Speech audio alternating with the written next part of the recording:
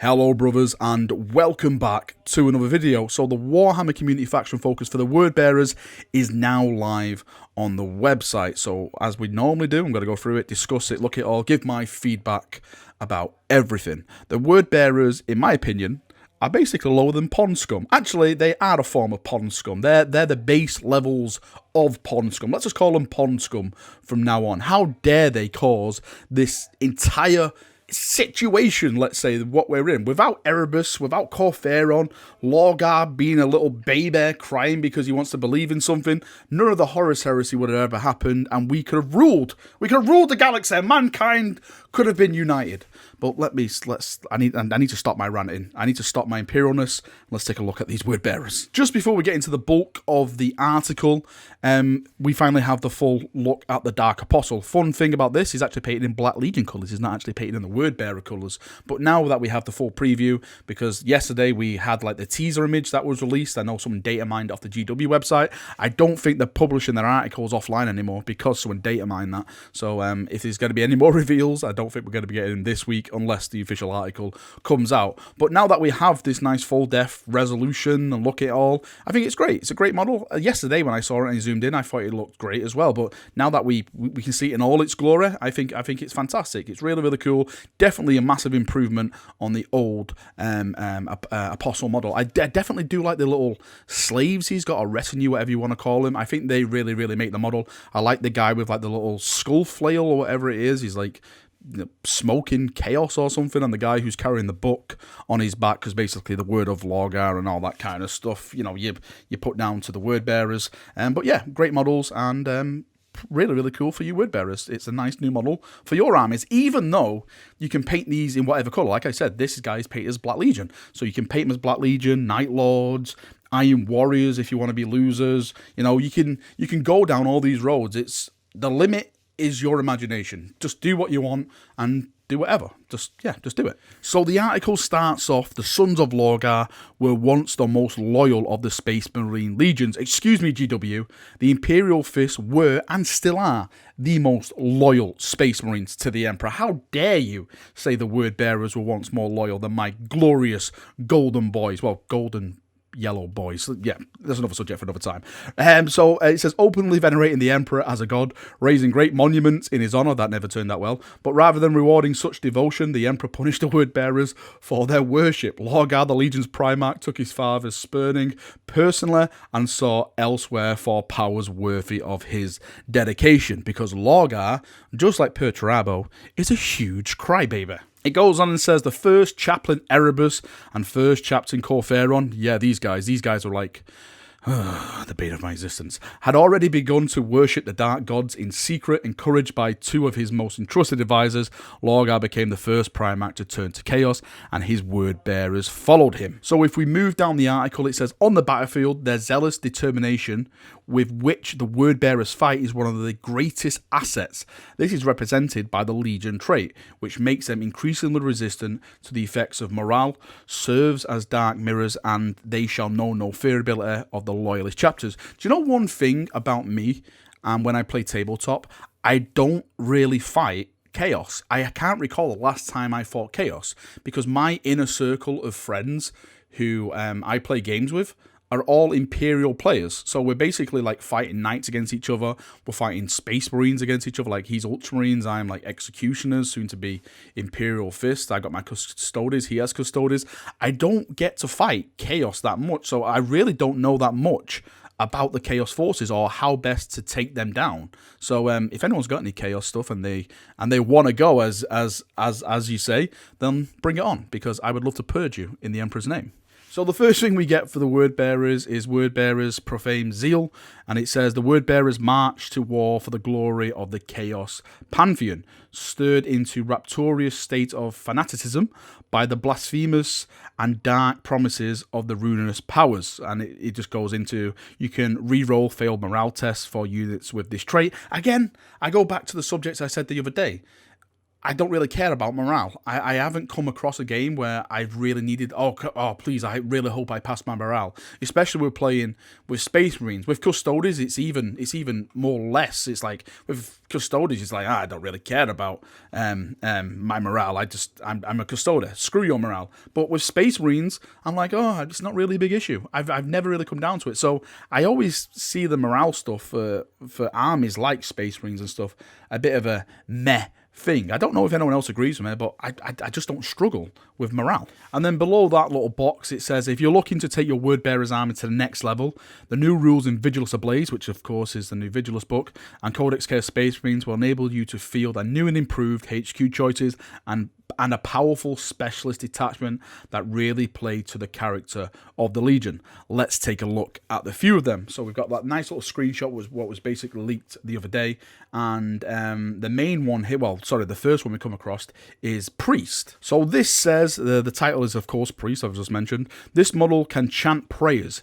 It knows Dark Zealotera prayers below and one prayer from the prayers of the Dark Gods. At the start of each battle round, you can pick one of the prayers this model knows, roll a d6 on a 3+, the prayer is heard. That prayer takes effect until the end of the battle round. The same prayer cannot be chanted more than once per battle round and by any model in your armor, whether it is heard or not. So basically, if you fail it, your other stuff can't shout it and all that kind of stuff, and it's once per battle round as well. So it's not like he can do the prayer, then he can do the prayer, then he can do the prayer all on the same turn, because apparently that would be OP.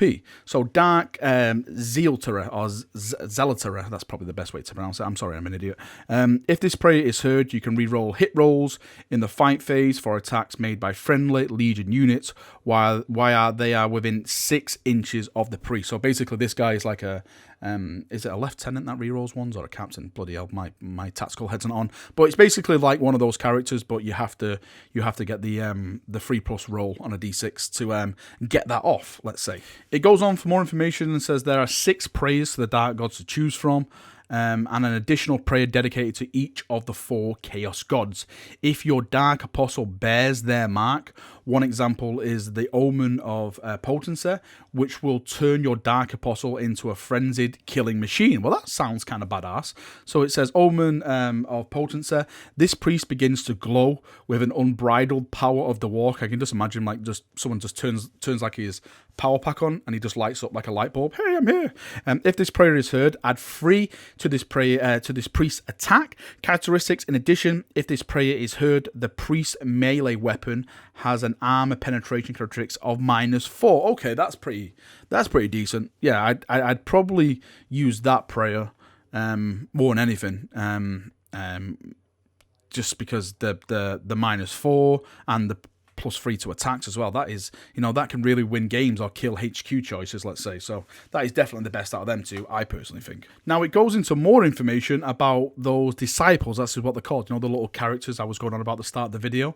So it says to all but guarantee you pass these rolls, you basically take some disciples, because it says Relic of Corruption.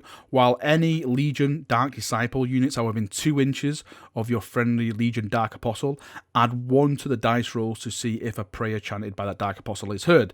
Now it says Dark Disciple, so I'm thinking you'll have to take both of them and they're considered a pair, or am I reading it wrong and it's 1 per, and then so you're adding 2? Or or did they come as a pair where you add 1? I think I'm going to go where Dark Disciples, where they're a pair, and you just add 1 for 2 of them. I wonder if you can stack Dark Disciples.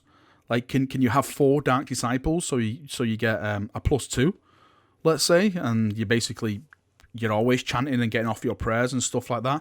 That should be interesting to read in the rules. We have a stratagem on show as well. Demonkin Ritualists. So again, of course, word bearers, demons, they go hand in hand because they like to, hand pump each other, because that's how word bearers roll now. So it says specialist attachment stratagem. This is 1 command point. When gathered together in large groups, the powers of those who have given their bodies to a demon from the warp are amplified. Things will get loud now. Use this stratagem when choosing your armor.